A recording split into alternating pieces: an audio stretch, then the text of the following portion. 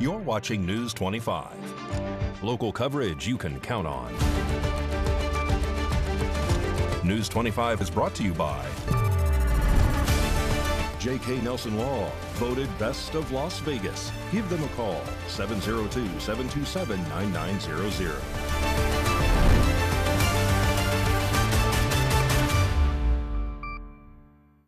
Thank you for joining us here on News 25 and Ace Country Radio and streaming at KPVM.TV and now on Roku devices on this Wednesday, April 16th, 2025. Good evening. I'm Chris Palermo. Here is what's happening. Michelle Fiore, originally scheduled for sentencing on April 14th, will now be sentenced on May 14th for the charges against her. News 25 has the details.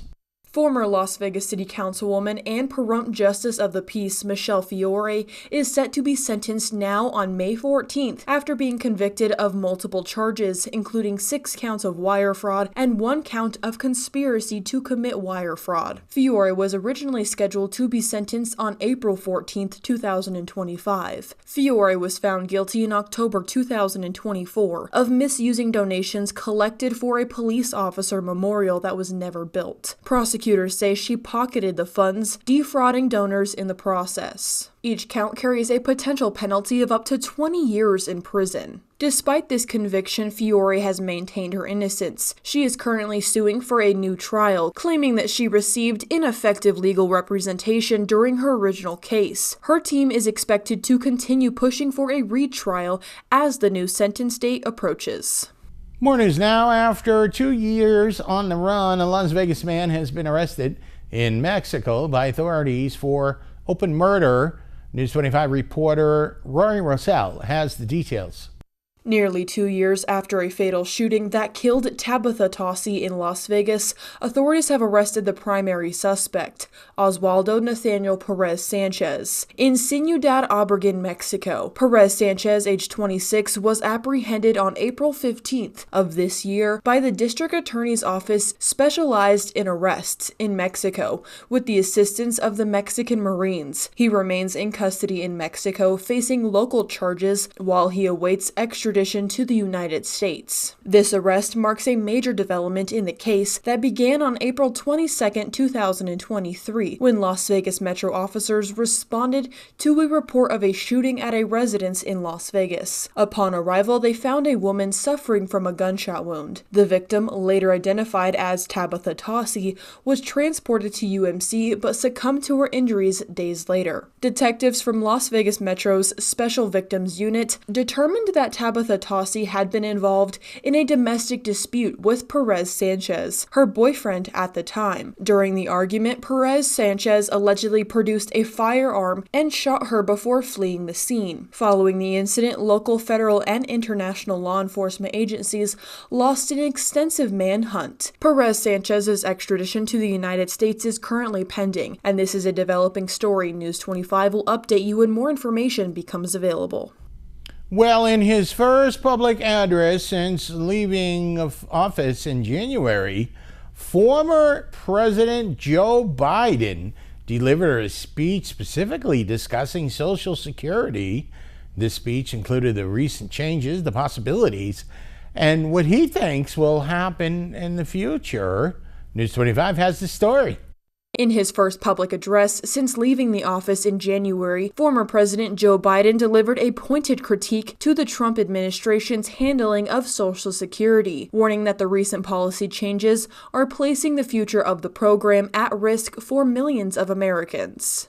Fewer than 100 days, this new administration has done so much damage and so much destruction. It's kind of breathtaking it could happen that soon. They've taken a hatchet to the Social Security Administration, pushing an additional 7,000 employees, 7,000 out the door in that time, including the most seasoned career officials. Now they're getting ready to push thousands more out the door. During the roughly 30-minute speech, Biden expressed deep concern over what he describes as harmful cuts and policy shifts under the current administration. While he stopped short of naming President Donald Trump directly, Biden made his target clear, constantly referring to him as this guy. By some members, Republican members of the Congress, to cut and gut Social Security, period. Cut and gut it, period. They wanted to let Social Security expire every 5 years. That was a proposal. Let it expire every 5 years unless reauthorized by the Congress. Who in the hell do they think they are? Every 5 years, and then wait around and be... well. I will not go further or get in trouble, but look, folks. After his election, President Donald Trump told NBC News that he was not touching Social Security, but other than that, making it more efficient. But since Trump took office, billionaire Elon Musk has cut staffing at the agency. Musk also prompted a flare-up among Trump's allies after he called Social Security the biggest Ponzi scheme of all time. Serious people are now generally concerned for the first time in history, for the first and only time in history, that Social Security benefits may be delayed or interrupted. Folks, let's put this in perspective. In the 90 years since Franklin Roosevelt created the Social Security system, people have always gotten their Social Security checks. They've gotten them during wartime, during recessions, during a pandemic. No matter what, they got them. But now, for the first time ever, that might change. It would be a calamity for millions of families, millions of people. Former President Biden's criticism highlights a broader effort to rally public support around preserving Social Security and holding current leaders accountable for decisions that could affect millions of Americans. Sports and more local stories coming up. You're watching News 25.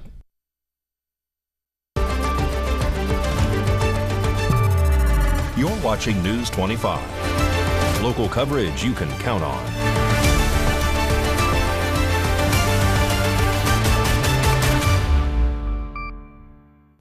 Welcome back to News 25. I'm Chris Pahrump. From the bright lights of the Strip to the desert grid of Pahrump, Mikey Ruhan's got you covered.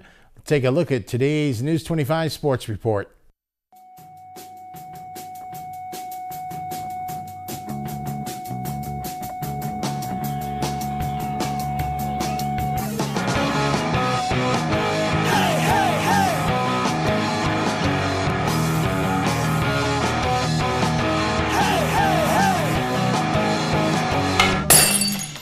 Time now for your News 25 look at sports and streaming at KPVM.TV and now on Roku devices. Vegas Golden Knights in Calgary taking on the Flames on Tuesday. First period, Pavel Dorofeev, 1-0. Bring it in. There's one brave Golden Knight fan. Still in the first period, Calgary on the power play. Morgan Frost with a nice angle. 1-1. Flames here with a sloppy turnover. Nick Waugh skates on in, 2-1. Beautiful. Time dwindling down in the first period. Tomas Hertl makes it 3-1.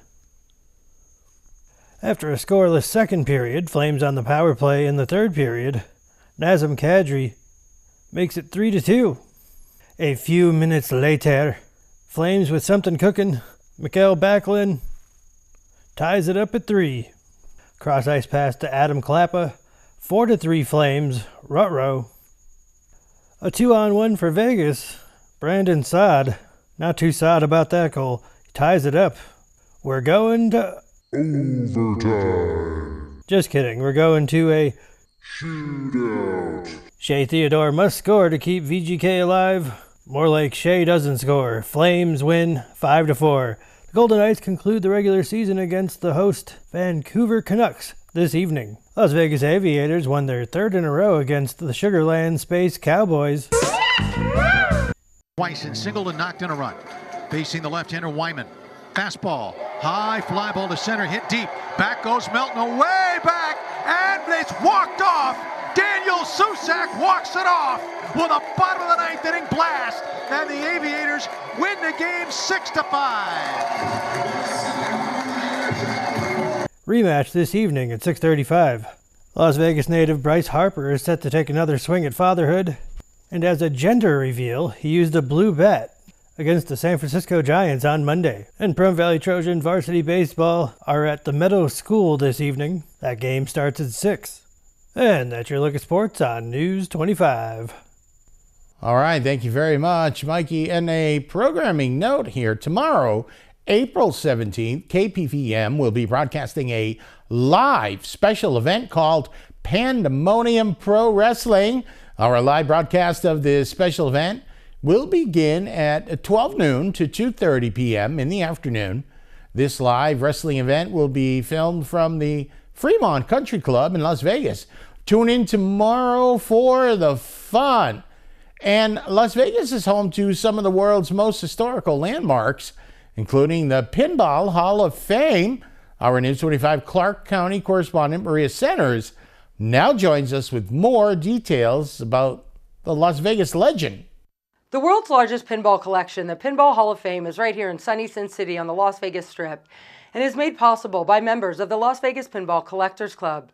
We had the chance to keep it classic and speak to the nonprofit's director, Tim Arnold, about how the dedicated museum preserves pure pinball and how he maintains his lack of profit mindset with his lifelong love for the game. You should really consider that this is one of the great entertainment values anywhere because you don't pay an admission and you park for free. Half our games still cost $0.25. That's the same price that they were in the 70s when they came out.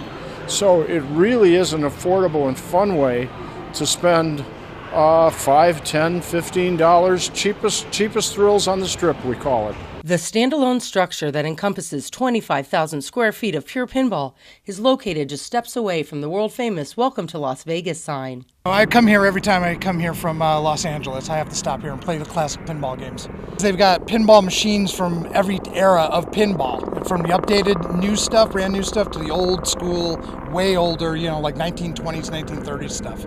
So it's always fun. Tell us about your experience here tonight. I blew a lot of money actually playing some classic video games and a bunch of the pinball machines. It's educational and fun. Due to its nonprofit organizational status, all excess revenues are donated to non-denominational charities. We're kind of more like a Kiwanis Club or a Lions Club, what they used to be, where we just gather together with our friends and do charitable acts and have goofball ceremonies and, guy stuff. So we just hang out and fix pinball machines. That's really all it is. There's old dead pinball machines everywhere. Finding the machines isn't the trick. The trick is getting them to work and figuring out a way to pay for the expensive real estate underneath each machine. Somehow this amateur backwards pinball club managed to, without any paid staff, end up on the Strip, and we're doing fine. Everybody loves it. Happy to be here. The Pinball Hall of Fame upsized in 2021 and is now twice the size of its former Tropicana locale right across the Strip from the Mandalay Bay. All restored pinball arcade machines offer nonviolent games, while the 501c3 nonprofit has historically donated to rehabilitation programs across Clark County. Reporting from Las Vegas, I'm Maria Centers for News 25. Thank you, Maria. Great story. I wonder if they have my favorite machine, the Sopranos, and the recent earthquakes threaten the Devil's Hole pupfish. But conservation efforts are here to offer some much-needed hope. Let's take a look. The National Park Service says officials recently counted just 38 Devil's Hole pupfish during a semi-annual survey in Death Valley National Park this spring, down from the 191 fish recorded a year earlier. The Devil's Hole pupfish is a rare species found only in a water-filled cavern in Devil's Hole, a geologic formation in the Nevada portion of the national park. Park officials believe 2 earthquakes, one in December and the other in February, triggered waves in the waters that moved algae and fish eggs off of a shallow shelf. Biologists added 19 captive raised fish to the wild population and supplemented the fish's diet until algae can regrow. Pupfish eggs have been collected regularly to set up a captive population at a conservation facility, part of the effort to prevent the species extinction. Population swings can happen, but Michael Schwem, a senior fish biologist for the U.S. Fish and Wildlife Service, said the present near-record lows deserve serious attention. There is optimism for the pupfish's future, according to the Park Service. Spawning behavior, viable eggs, and larval fish are at normal to high levels, and habitat conditions appear to be improving. The next pupfish count is planned for the fall. Okay, well, if you want to make some plans for Earth Day next week, we've got you covered. You're watching News 25.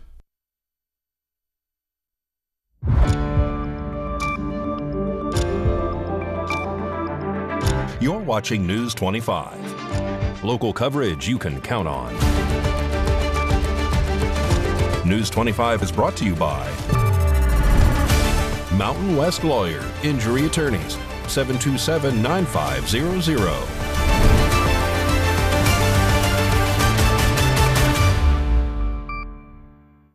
And welcome back to News 25. I'm Chris Palermo. Well, Earth Day is April 22nd. And if you live on this planet, I have a feeling you do, you won't want to miss the 22nd annual Pahrump Earth Day, Arbor Day celebration on April 26th. We know the date, right? April 26th is Saturday. And it's a day full of all kinds of interesting people there. We have a room full of people working with environments, a whole bunch of people related to water. So a lot around that. We have some of our local clubs, the Pahrump Valley Garden Club. We have the Master Gardeners, and we have many of the other organizations from the state. Don't want to forget Pahrump, Clean Up Pahrump. They've been doing fantastic work lately. The other folks from the state would be BLM representative. We also have U.S. Fish and Wildlife. Oh, I don't know if I'm forgetting anybody. Probably because I always used to forget everybody. Yes, but tons of people to meet and talk to. One thing that might be a little bit different this year is we're trying to make more activities for kids and children. So we have a whole outdoor area set up. And one of the things we wanted to do was do like a story time for children. But we also invited some yoga teachers to come. And I have somebody out there too that's going to be talking about horses, about all the different horse groups in town. We'll have Donna Lamb, who's a dancer and artist, and she's going to have her pottery wheel out there. Let me see, we're going to have a station set up to paint pots. So anyway, I think there's going to be lots of stuff for not only individuals concerned with the environment, but things for their kids to do as well. And now for some very exciting news. Today is KPVM's most loved kid's birthday today. Happy birthday to the king of dancing, AJ.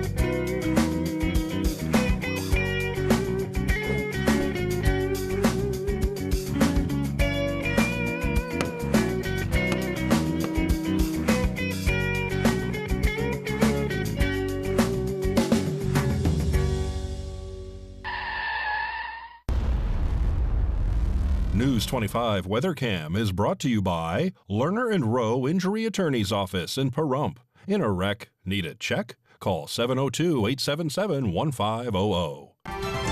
That's the Lerner and Rowe Weather Cam here in Pahrump outside the KPVM TV studios. Looking at Mount Charleston, there is some reports saying it will be an active monsoon season. And there are some changes on the way for Thursday and Friday. Forecast coming up in a bit.